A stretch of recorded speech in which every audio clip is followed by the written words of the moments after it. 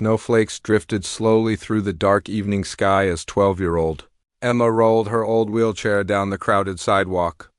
The freezing wind cut through her thin sweater, but she held her little purse tightly against her chest like it contained treasure. Inside were 3 wrinkled dollar bills she had spent nearly 6 months saving. Every small coin she found, every extra dollar left over after buying medicine for her grandmother, had gone into that purse. Tomorrow was her birthday, and for once, she wanted to celebrate like everyone else. Bright lights glowed from the bakery windows ahead. Families laughed inside while children pointed excitedly at colorful cakes covered in chocolate, strawberries, and candles. Emma paused outside the glass, quietly staring at them. For a moment, she imagined her own name written across one of those beautiful cakes. Her wheelchair squeaked as she pushed herself inside. The warmth instantly wrapped around her cold hands. A few customers glanced at her before quickly looking away. Emma lowered her eyes, embarrassed by her worn clothes and faded shoes. She waited patiently until the line disappeared. Behind the counter, the tired baker cleaned trays without noticing her at first. "Excuse me," Emma said softly. The man looked up. "Yes?" Emma slowly placed the $3 on the counter, carefully flattening each bill with trembling fingers. "I wanted to know if maybe there's a birthday cake I could buy for this much." The baker's expression changed instantly. He looked at the money, then at the hopeful smile on her face. For a second, he didn't know what to say. "I'm sorry, sweetheart," he replied gently. "Even the smallest cakes cost more than that." Emma's smile faded, though she tried hard to hide the disappointment in her eyes. "Oh, okay," she whispered near the coffee machine. A man named Daniel Carter overheard every word, and something inside his heart suddenly refused to stay silent. Daniel watched the young girl quietly gather her $3 from the counter, her small hands shaking slightly as she folded the bills back into her purse. Something about the sadness in her eyes reminded him of the loneliness he had seen in his own son after losing his mother. He couldn't simply stand there and do nothing. "Wait a second." Daniel called gently. Emma turned her wheelchair slowly, surprised to see the stranger walking toward her. He wore an old work jacket stained with grease, and exhaustion showed clearly on his face, but his smile was warm. "What kind of cake do you want?" he asked. Emma blinked in confusion. I don't know. Just a small one is okay." Daniel looked toward the baker. "Give her the best birthday cake you have." Emma's eyes widened instantly. "No, sir, you don't have to." "I know," Daniel interrupted softly. "I want to—" Minutes later, the bakery staff placed a beautiful chocolate cake on the counter, with pink frosting and tiny strawberries around the edges. Written across the top were the words, "Happy Birthday, Emma." She stared at it speechlessly, tears filling her eyes before she could stop them. At that moment, a young boy ran toward Daniel carrying 2 hot chocolates. "Dad, they're ready." He stopped when he saw Emma. "This is my son, Noah," Daniel said. Noah smiled immediately. "Cool cake." Emma laughed quietly for the first time that evening. As they talked, Daniel learned Emma lived nearby with her grandmother, who was too sick to work. Their apartment heater had broken days ago, and Emma had spent weeks saving for that cake because birthdays were the only thing that still made her. Grandmother smiled. Daniel offered to drive her home because of the snowstorm outside. Emma hesitated at first, but Noah grinned and said, "Come on, we can protect the cake together." For the first time in a very long while, Emma didn't feel completely alone. The snowstorm grew heavier as Daniel carefully helped Emma into his old pickup truck. Noah sat in the back holding the birthday cake like it was the most important thing in the world.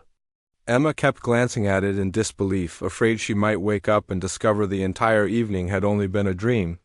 "So how old are you turning tomorrow?" Noah asked cheerfully. 13, Emma replied softly. "That's cool." "I'm 8. My dad says I talk too much." "I never said that." Daniel laughed as he drove through the icy streets. Emma smiled quietly while listening to them joke with each other. The sound of laughter felt strange but comforting. Her apartment was in the oldest part of town, where broken streetlights flickered above cracked sidewalks. Daniel's expression slowly changed as the neighborhood became darker and poorer. When they finally stopped outside Emma's building, Noah looked up at the peeling walls and broken windows. "You live here?" Emma lowered her eyes. "Yeah." Daniel immediately noticed there was no heat coming from the building. He carried the cake upstairs while Noah helped push Emma's wheelchair through the narrow hallway.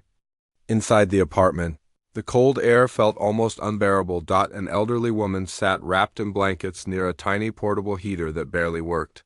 Her tired face lit up the moment she saw Emma. "You got a cake?" she whispered in shock. Emma smiled through tears. "A real one." Daniel introduced himself politely while Noah placed the cake carefully on the table. The apartment had almost no furniture besides an old couch, a folding table, and shelves filled with medicine bottles. Water dripped steadily from the kitchen ceiling into a metal pot. Daniel quietly understood how difficult their lives truly were. As Emma's grandmother thanked him repeatedly. Noah wandered toward Emma's small bedroom. On the desk near her bed sat dozens of beautiful fashion sketches drawn in pencil. "Dad," Noah whispered in amazement. "You need to see these." Daniel stepped quietly into Emma's small bedroom while Noah held up one of the sketchbooks. The room was tiny, barely large enough for the bed, wheelchair, and old wooden desk pushed against the wall. Yet every inch of the space was covered with drawings.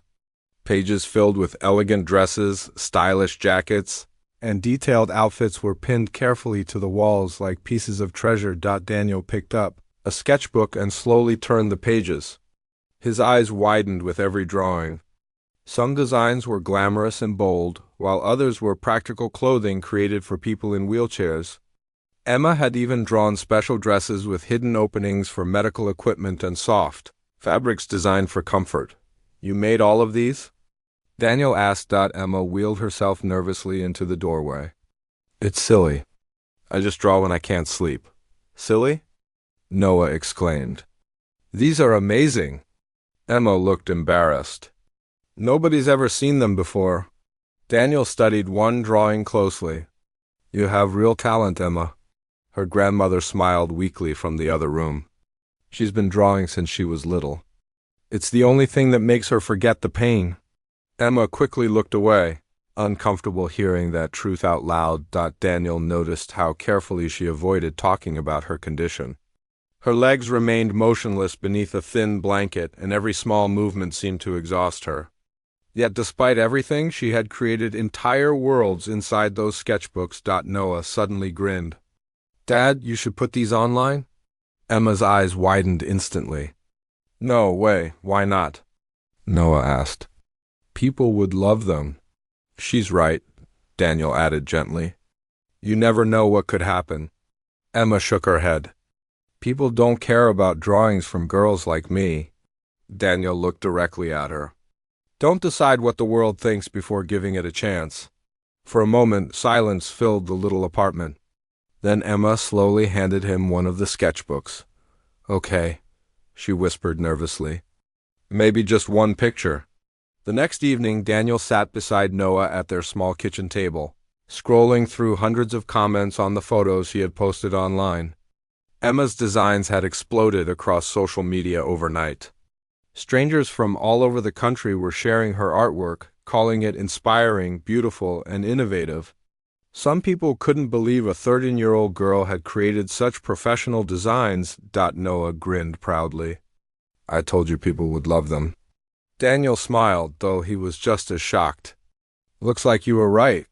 Meanwhile, across town, Emma stared nervously at Daniel's phone during a video call. Her cheeks turned red every time she read another compliment. "They don't even know me," she whispered. "They know your talent," Daniel replied, for the first time in years. Emma allowed herself to imagine a future bigger than the walls of her apartment, but the happiness didn't last long. Later that night, Emma suddenly grabbed the side of her wheelchair in pain. A sharp ache shot through her back and down her legs. Her breathing became uneven as her grandmother rushed toward her in panic. "Emma?" Daniel immediately drove them to the hospital through pouring rain. Noah sat silently in the back seat, frightened by the fear on Emma's face. Hours later, a doctor entered the waiting room carrying test results. His expression was serious. Emma's spinal condition is getting worse, he explained carefully. The paralysis is spreading faster than expected. Daniel frowned. What does that mean? The doctor sighed softly. Without surgery soon, she could lose all movement in her upper body too. Emma's grandmother broke down crying instantly. And the surgery? Daniel asked quietly. It's expensive, the doctor admitted. Far beyond what insurance will cover. Silence filled the room like heavy stone. Emma stared down at her motionless legs, feeling every bit of hope disappear again, but Daniel looked at her firmly. We'll find a way, he said. Emma shook her head weakly. You can't fix everything. Daniel pulled a chair beside her hospital bed and gently took her hand. No, he said softly. But I'm not walking away from you either. Over the following weeks, Daniel worked harder than he ever had in his life.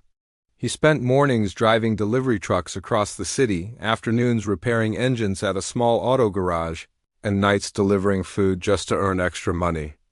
Exhaustion showed in the dark circles beneath his eyes, but every dollar he made went into a savings jar labeled Emma's surgery. Noah worried constantly about his father. Some nights, Daniel returned home so tired he fell asleep sitting at the kitchen table. Yet every morning he woke up and started again without complaint. Meanwhile, Emma felt guilt growing heavier inside her heart. One afternoon during physical therapy, she watched Daniel arguing quietly with a landlord on the phone about overdue rent. His hands trembled with stress, though he tried to hide it when he noticed her looking. This is my fault, Emma whispered after he hung up. Daniel frowned. Don't say that. You already struggle enough, she replied. Now, because of me, you're losing everything too. Daniel knelt beside her wheelchair. Emma, listen to me carefully. Helping you is not ruining my life. But you gave this family something we lost a long time ago. Emma stared at him silently. After my wife died, he continued softly, our house became empty. Noah stopped laughing.